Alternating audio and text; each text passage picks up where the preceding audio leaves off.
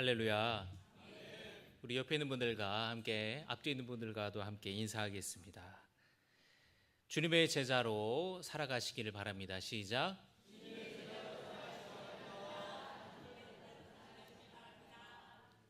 한 주간 평안하셨습니까? 네, 오늘 우리 감리교회에서는 6월 첫째 주를 평신도 주일로 지키고 있습니다. 그래서 또 1부 예배와 또 2부 예배에 우리 장로님들이 또 이렇게 사회를 보시고 예배를 인도하시고 또 성경봉독도 해주셨는데요.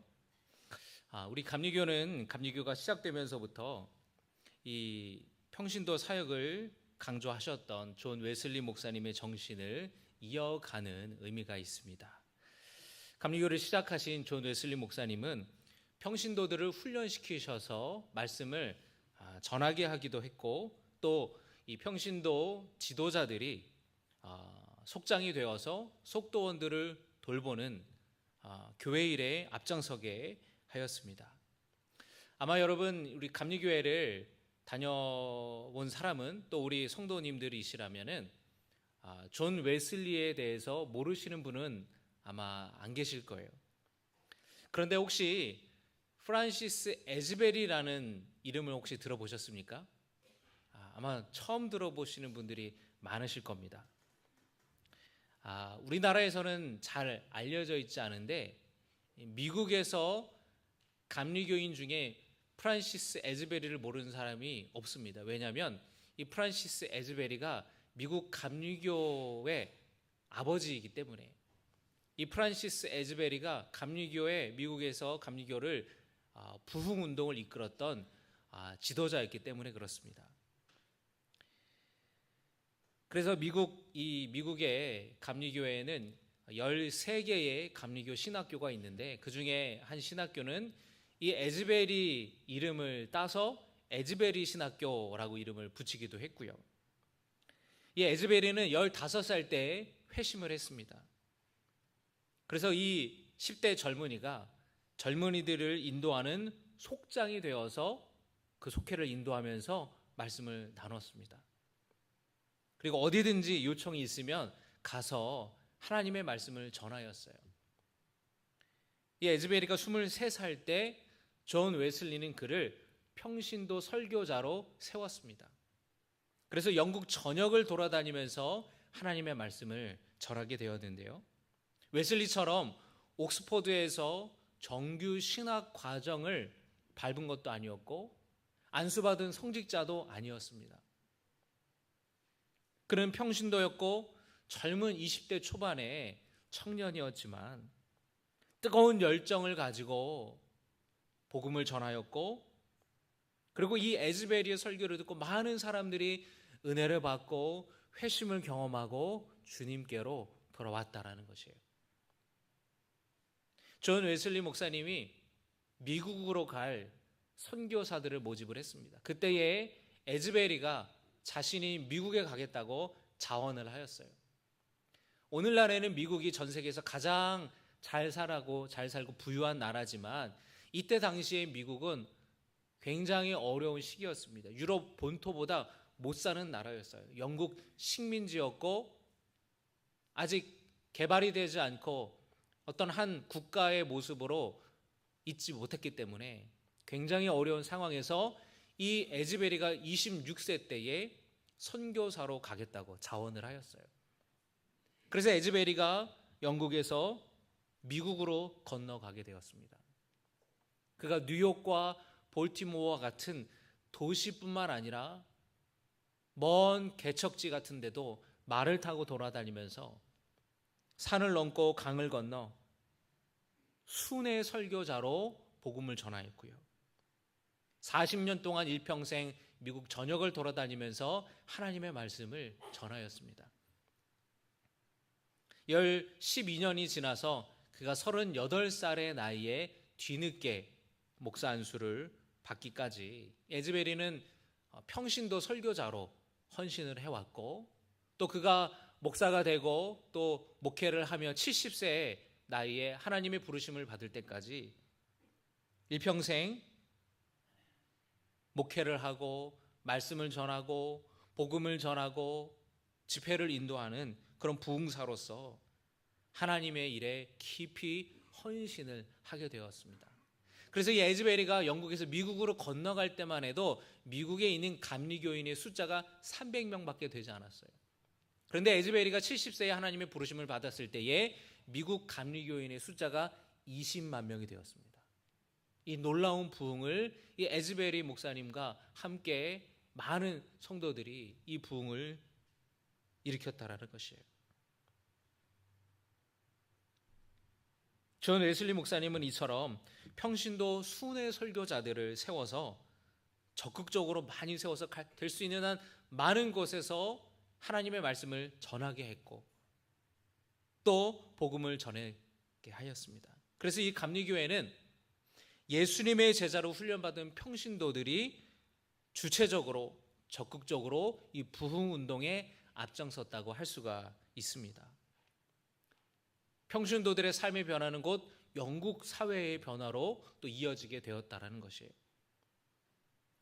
여러분, 우리가 평신도라고 한다면 일반적으로 목회자와 평신도를 이렇게 구분하는 것처럼 우리가 생각할 수가 있습니다. 그래서 이거는 목사님들이 해야 될 일들, 말씀을 전하는 거는 목사님이 할 일이야. 교회 일은 목사님이 주도적으로 해야 돼. 목사님이 어떤 카리스마적인 리더십을 가지고 차고 나가야 돼. 그래야 교회가 부흥해야 돼. 혹시 그렇게 생각하시는 분이 계십니까? 그런데 감리교회는 그렇게 부흥하지 않았어요.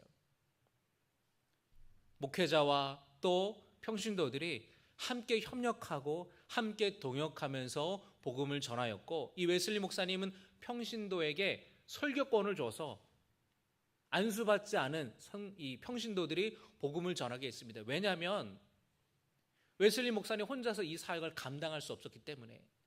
웨슬리 목사님이 지구 몇 바퀴를 돌 정도로 영국 전역을 돌아다니면서 복음을 전했지만 닿지 않는 그런 지역들이 있었기 때문에 그곳은 그 평신도 지도자들에게 맡겼다라는 거예요.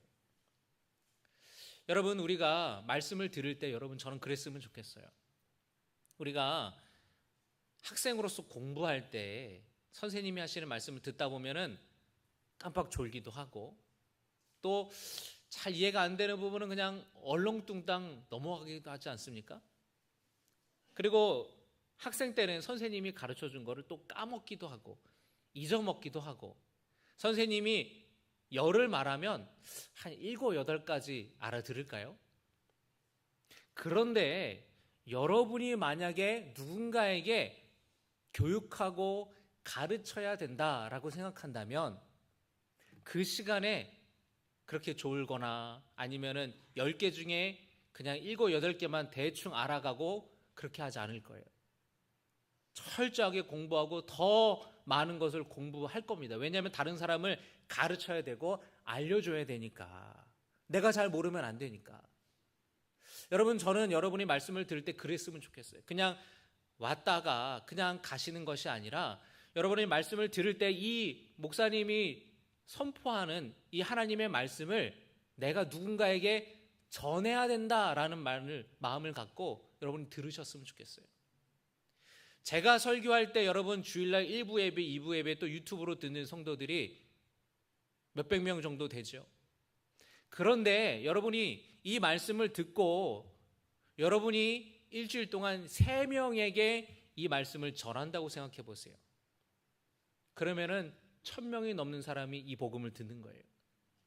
여러분이 일주일 동안에 주일 설교 말씀을 5명에게 전한다고 생각해 보세요. 그럼 2000명이 넘는 사람이 이 복음을 듣는 겁니다.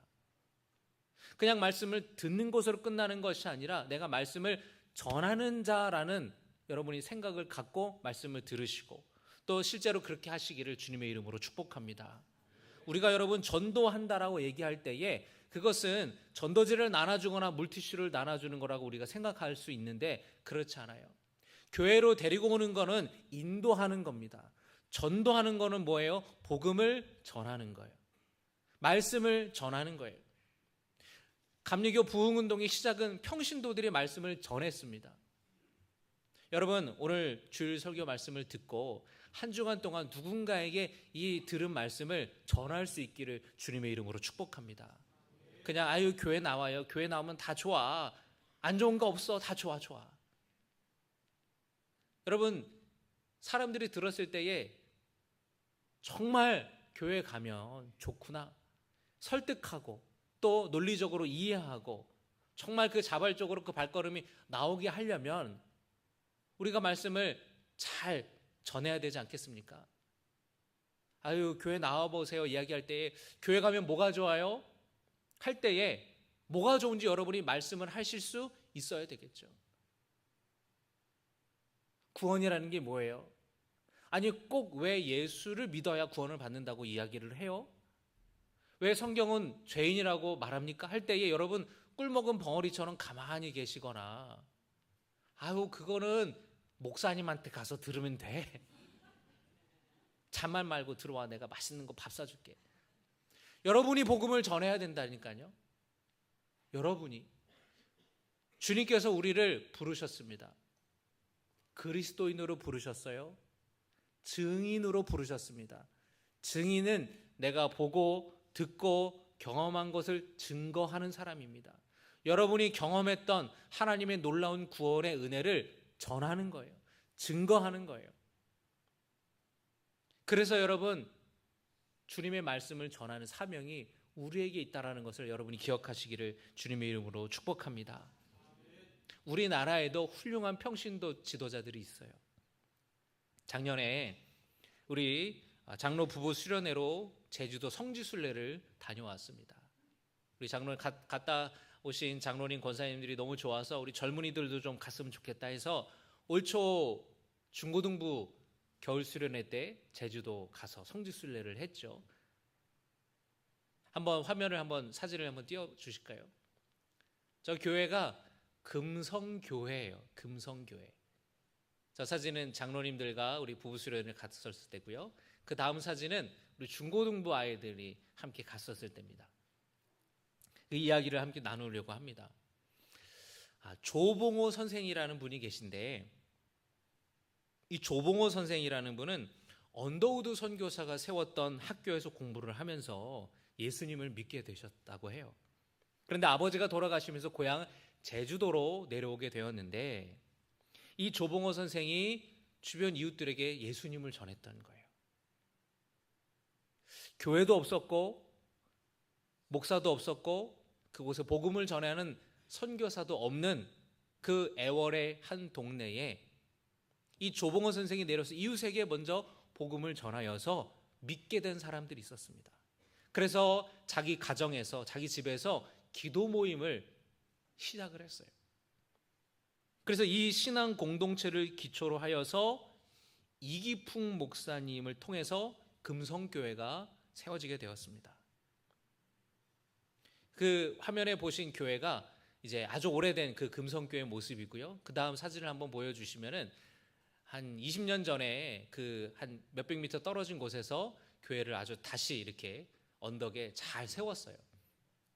그래서 그 옛 교회 터와 그 새 교회의 사진입니다. 이 조봉호 선생이 전도한 사람 중에 이덕년이라는 사람이 있는데 이분의 아들이 또 예수를 잘 믿어서 나중에 목사가 되었고 그리고 제주도의 최초의 순교한 목사가 되었어요. 그분이 바로 이도종 목사님이세요. 그 이도종 목사님의 순교지를 방문했던 사진도 한번 보여주시기 바랍니다.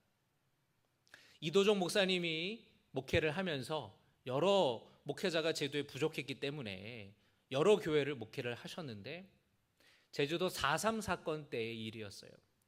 이제 자신이 목회하는 어느 교회, 대전교회에 교인들이 걱정이 되어서 신방을 하러 가는 사이였습니다. 그런데 그 언덕을 넘어가다가 사람들에게 붙잡혀서 목사님이 생매장을 당했어요. 이곳에서 목사님이 순교를 당했습니다. 이 조봉호 선생이 전한 복음을 듣고 이 이덕년이라는 사람이 그 아들이 목사가 되었고 제주도 최초의 순교자가 되었어요. 이 조봉호 선생은 그 영혼구원의 열정으로 예수님을 전하며 이기풍 목사님을 도와서 금성교회를 세웠습니다. 뿐만 아니라 이분이 독립운동에도 아주 열심히 했던 분이셨어요. 3.1운동 이후에 각 지역에서 독립자금을 모금하는 운동이 일어났는데, 이 조봉호 선생이 교회 성도들과 함께 독립자금을 모아서 임시정부에 전달을 하였습니다. 그 전달한 돈이 10,000원이었어요. 여러분, 10,000원이라고 하면은 요즘 밥값이 10,000원이 넘잖아요. 그런데 이때 당시에 쌀 한 가마니가 2원이었어요. 그러니까 10,000원이라는 돈이 얼마나 큰 돈입니까? 그런데 일제히에서 그만 붙잡히시고 말았습니다. 그래서 이 조봉호 선생과 교회 목사님과 지도자들이 붙잡혔어요. 그리고 금성교회가 불태웠습니다. 근데 이 조봉호 선생님이 감옥에서 투옥당할 때에 다른 사람들은 다 풀어주라고, 내가 주동했으니 나만 붙잡아두고 다른 사람을 다 풀어주라고.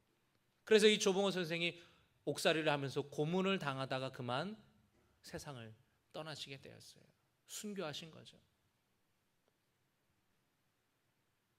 그분을 기리어서 우리나라에서는 독립유공자 대통령 표창을 드렸고 건국 훈장을 또 드렸습니다. 참 훌륭한 분이시죠. 목회자가 없는 곳에, 교회가 없는 곳에, 선교사가 없는 곳에 먼저 복음을 전하고 기도 모임을 시작하고 주의 종을 도와서 교회를 세우고, 그리고 나라와 민족을 위해서 헌신하셨던 훌륭한 평신도 지도자였었습니다. 여러분, 초대교회 평신도의 모습은 어땠을까요? 오늘 말씀을 보면은 사도들이 자신들의 이 사역들을 도울 집사를 임명을 하게 되는데, 이 당시 초대교회 성도들이 많이 늘어나게 되었습니다. 그런데 이 초대교회가, 이 예루살렘 초대교회가 두 부류의 사람들로 구분이 되었는데, 한쪽은 히브리파 유대인이었어요. 히브리파, 이 사람들은 팔레스타인 지역에 원래부터 살던 유대인들이었습니다. 그리고 다른 한편에는 헬라파 유대인들이 있었습니다.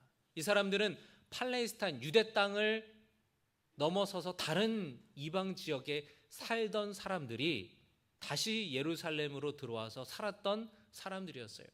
그러니까 원래부터 팔레스타인 땅에 살았던 히브리파 유대인과 팔레스타인 땅 넘어서서 다른 이방 지역에 살다가 들어온 헬라파 유대인들이 같은 유대인이었지만 말이 달랐고, 그리고 정서와 문화와 생각들이 달랐다라는 것이에요. 헬라파 유대인들은 아무래도 더 이런 그리스, 로마 문화에 더 익숙한 사람들이었죠. 그런데 교회에 가난한 과부들이 많고 고아들이 많고 그랬는데, 그때 당시 중요한 사역 중에 하나가, 성도들이 누가 형편이 어렵고 생활이 힘든 성도들이 있다면 자기의 물질을 기꺼이 나눠주었습니다. 그래서 다 사도들에게 가지고 왔어요. 그럼 사도들이 그거를 다 받아가지고 어려운 성도들에게 나눠주는 거예요. 그래서 매일 과부들에게 매일 일정한 금액과 물품과 먹을 것들을 나눠주었어요. 근데 교회 성도들이 많아지니까 그 일들이 점점 굉장히 일이 많아졌겠죠. 그런데 교회에 문제가 생긴 것이, 이런 일들 하다 보니까 헬라파 과부들 몇 명이 명단에서 빠져서 이 매일의 구제를 받지 못하는 일이 생긴 거예요. 사람이 하다 보면은 실수할 때도 있지 않습니까? 근데 서운하고 막 원망하는 마음이 생기고, 그리고 이 헬라파 과부들의 이런 모습을 보고 다른 헬라파 유대인들이 아니 우리를 차별하는 거냐고 막 불만 불평을 하는 거예요. 그러니까 사도들이 이 일이 너무 커지고 또 이를 감당할 수 없겠다 생각을 하자 평신도 지도자들을 뽑게 되는 것입니다. 그래서 12명의 사도들이 함께 모였어요. 그리고 이 일을 맡을 7명의 평신도 지도자, 집사들을 뽑았던 것입니다. 이 집사를 뽑을 때의 기준이 뭐냐? 따라합니다. 성령과 지혜가 충만한 사람이었다. 성령이 충만하다, 믿음이 있는 사람이어야 됐고, 성령이 충만한 사람이어야 했고, 기도하는 사람이어야 됐다는 거였어요. 신앙적으로 영적으로 충만한 그런 사람이어야만 했다라는 것이에요. 지혜가 충만했다. 이 일을 감당해야 하는 일머리가 있는 사람들, 이런 일하는 지혜가 있는 사람들을 집사로 뽑았다라는 것이에요. 사도들이 말합니다. 2절의 말씀을 우리 같이 읽겠습니다. 6장 2절입니다. 시작.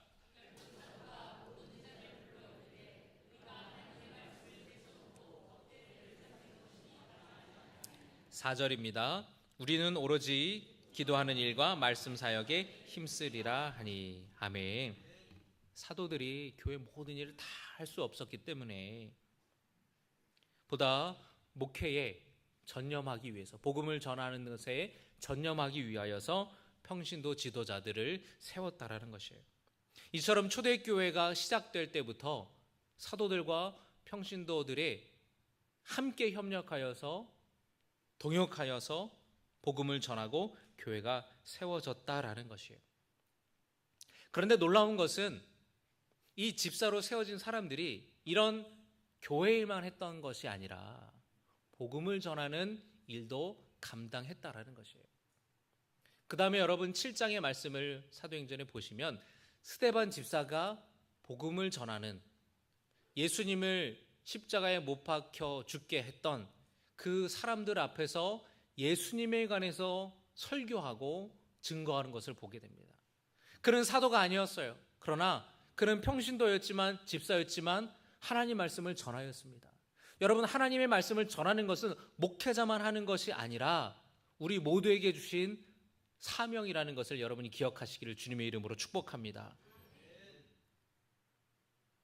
그래서 스데반은 7장에서 아브라함 때부터 계속해서 이 역사를 쫙 이야기를 하면서 예수님까지 연결하면서 그 구약의 예언자들이 예언했던 메시아가 바로 그리스도시다, 너희들이 십자가를 매달은 예수가 바로 그리스도시다 라는 것을 증거하는 거예요. 그 복음을 증거하다가 스데반은 돌에 맞아 순교하게 됩니다. 사도들이 아니라 평신도 지도자였던 집사가 초대교회의 첫 번째 순교자가 되었다라는 것은 우리에게 시사하는 바가 큰 거예요. 목회자만 복음을 전하는 것이 아니라 평신도들도 복음을 전할 수 있고 그래야 한다라는 것입니다. 여러분이 권사가 되고 속장이 되었다, 속회 인도자가 되었다라는 것은 설교하는 지도자가 되었다라는 거예요. 속회 공과를 가지고 우리가 말씀을 전하지 않습니까? 말씀을 전하는 사람이 되었다라는 것이에요. 여러분이 속회를 인도하고 여러분이 말씀을 전하기에 앞서서 기도로 준비하시기를 주님의 이름으로 축복합니다. 그래서 전도할 때 단순히 교회 나와 이 말만 할 것이 아니라 그 사람에게 여러분이 말씀을 설교하는 것처럼 말씀을 전하는 수준까지 우리의 수준이 높아질 수 있기를 주님의 이름으로 축복합니다. 그래서 이 초대교회에 세워진 집사는 이렇게 복음을 전하는 사람이었다. 하나님은 우리를 성도로 부르시고 예수 그리스도의 증인으로 부르셨습니다. 목회자가 아니어도 우리는 복음을 전할 수 있고 그래야만 합니다. 말씀을 전하는 일에는 목회자와 평신도의 구분이 의미가 없는 거예요. 우리 모두에게 복음의 전파의 사명을 허락하여 주셨습니다. 우리가 집사가 되었다라는 것은 일꾼으로 우리가 부름받았다라는 것이에요. 어떤 일꾼입니까? 복음의 일꾼으로 부름받은 것이에요. 추수할 것은 많되 일꾼이 없다라고 말씀하셨습니다. 사람들은 많으나 일할 사람이 없다라는 것이에요. 여러분이 복음을 전하는 일꾼으로 세워지시기를 주님의 이름으로 축복합니다. 권사가 된다는 것은 평신도 리더가 되는 것이고 속회를 이끄는 사람이 되고 말씀을 전하는 사람이 된다는 것이에요. 장로가 된다는 것은 예배 생활과 기도 생활, 모든 신앙 생활에 있어서 다른 성도들에게 모범이 되고 존경을 받고 성도들을 품어주는, 돌보는 교회의 리더가 된다는 것이에요. 여러분, 주일날 우리가 제자훈련을 하지 않습니까? 신청하신 분들이 이제 제자훈련이 이제 마치게 되는데요. 그러나 이 제자훈련이 우리 부목사님이 제자훈련을 진행하고 있는데 이 제자훈련도 사실은 권사님이나 장로님들이 인도하실 수 있어요. 그렇게 훈련받고 해야 됩니다. 목회자가 모든 것을 다 할 수가 없어요. 설교를 하고 복음을 전하고 가르치는 일들을 여러분 우리 평신도들과 함께 협력하여서 함께 동역하여서 할 수 있는 것이에요. 목회자 중심으로 교회가 돌아가는 것에는 한계가 있다라는 것입니다. 여러분 오늘 말씀을 기억하면서 에즈베리처럼 스데반처럼 그리고 조봉호 선생처럼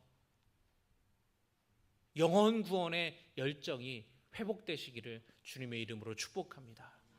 그래서 여러분들이 주일날 말씀을 들을 때에 그냥 그 말씀을 가만히 듣기만 하면 그냥 나에게만 해당되는 말씀, 그냥 내 안에 그 말씀이 가둬지게 되지만 그 말씀을 내가 누군가에게 전해진다면 우리는 하나님의 말씀을 전하는 복음의 통로가 되는 거예요. 축복의 통로가 되는 것입니다. 여러분 주일 끝나면 일주일 동안 여러분의 믿지 않는 사람에게 그것이 그 사람의 자녀든 친척이든 직장 동료든 여러분이 들은 주일 설교 말씀을 전할 수 있기를 주님의 이름으로 축복합니다. 그렇게 되시기를 주의 이름으로 축원합니다. 사도행전 6장 7절의 말씀 우리 같이 함께 봉독하기를 원하는데요.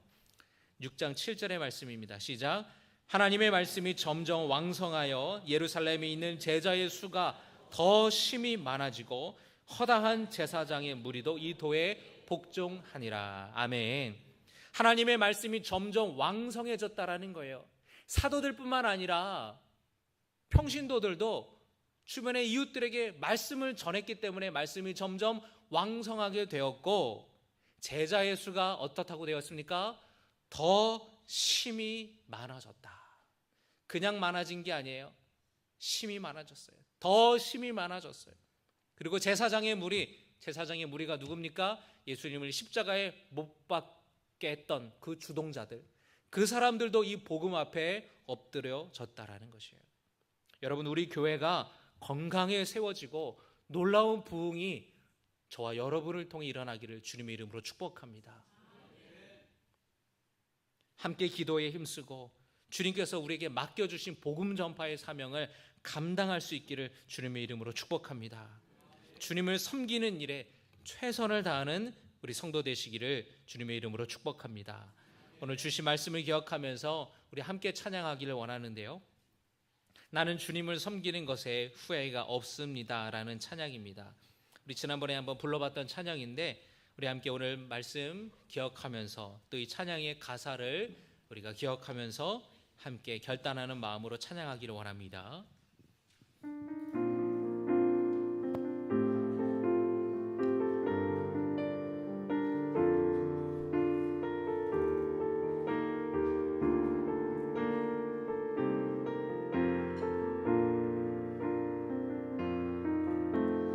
나의 평생에 가장 복된 일은 내가 예수님을 만난 것이라.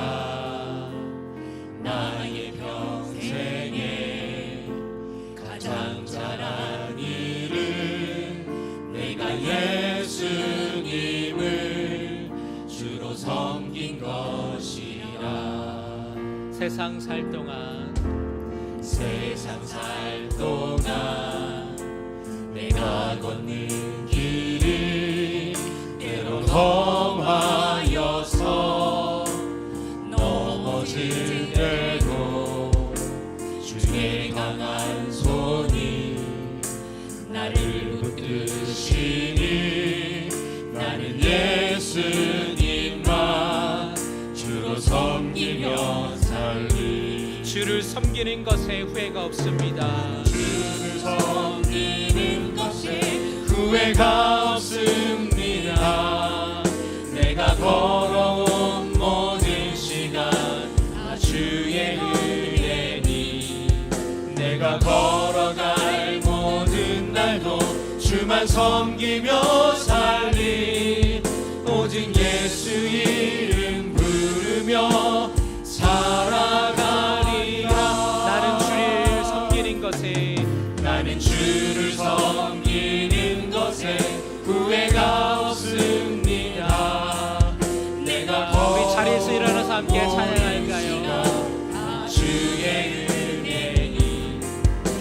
내가 걸어갈 모든 날도 주만 섬기며 살리 오직 예수 이름 부르며 살아가리라. 이것이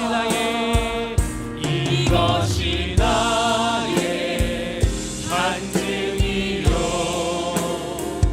이것이 나의 찬송일세.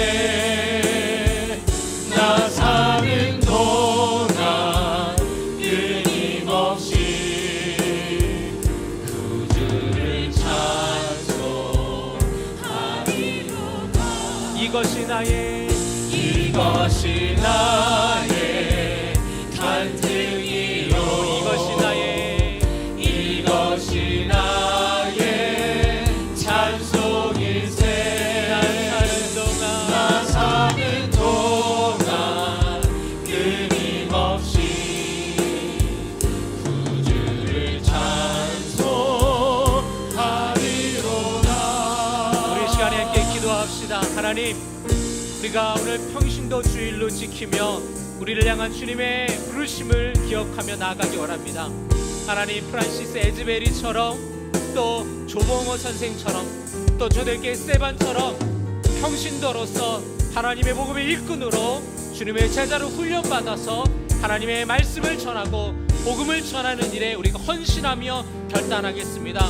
그냥 교회만 왔다 갔다 하는 사람이 아니라 복음의 일꾼으로 그리스도의 증인으로 우리가 살아가겠습니다. 우리 함께 주여 세번 부르시고 함께 통성으로 기도하겠습니다. 주여 주여